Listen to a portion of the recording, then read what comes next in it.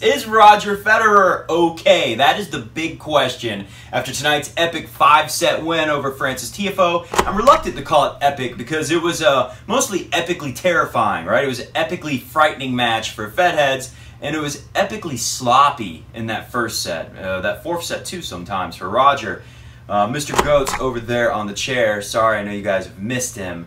I'll pull him over here in a second if he doesn't come up here on his own, because everyone's been dying to see this cat. It's been 21 days since I've been here at Coffee Break Studios. So let's go through my 3-point checklist from the last video. The things I said to look out for in tonight's match to help us all evaluate how Roger is doing. So number one was, is he going to arch the back like normal on his serve? He did. Actually, there was a couple serves or moments where it looked like maybe he wasn't.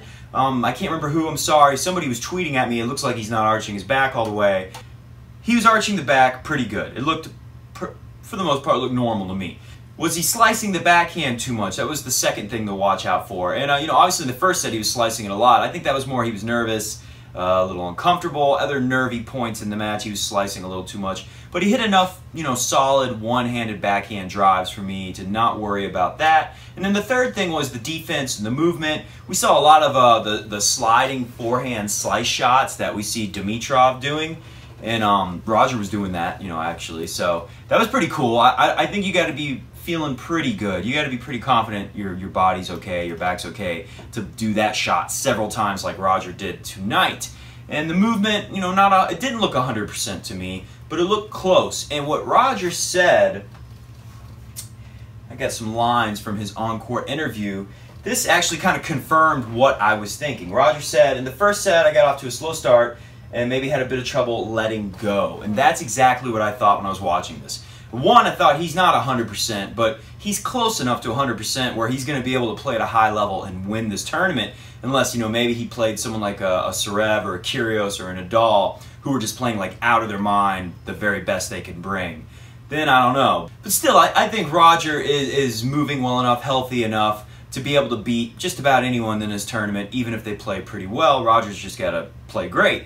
And I think his back is healthy enough to play great. But that's what I was thinking when I'm watching this, is that he doesn't trust it yet. It's mental. Physically, the back is ready to go, but mentally, he's still in kind of like a protect the back mindset. So trust is a big thing, especially when you have an injury that's movement related, because it's so scary to re-aggravate it and be stuck in that same situation where you're back in the recovery mode and you can't play tennis and you can't practice, you can't do everything the way you want to do it. And I can speak to this from personal experience because I've had a lot of ankle issues. I haven't had much with the back, but I have had my ankle, my left ankle in particular. If you guys ever see me on court doing tennis videos, you'll see I usually have a lace-up brace on my ankle because I've rolled it so many times and so severely that the ligaments are pretty loose, and I gotta wear that lace-up ankle brace to stabilize it. Anyways though, so I can tell you from experience that when you really mess it up and you finally come back and the body's ready to go, physically you're ready to move like normal again,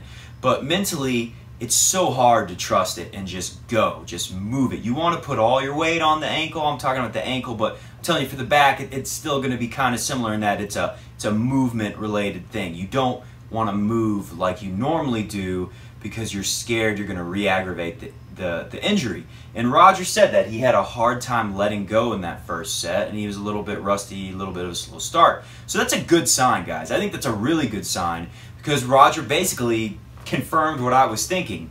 He's physically healthy enough to do it and win this thing, but he's still got to get back mentally to where he can trust the body. And then the next thing Roger said should really make you Fed heads feel good, and that was you have to be fit to go 5. This is going to give me great confidence. So yeah, he went 5 tonight. I mean, that's the ultimate test of his back.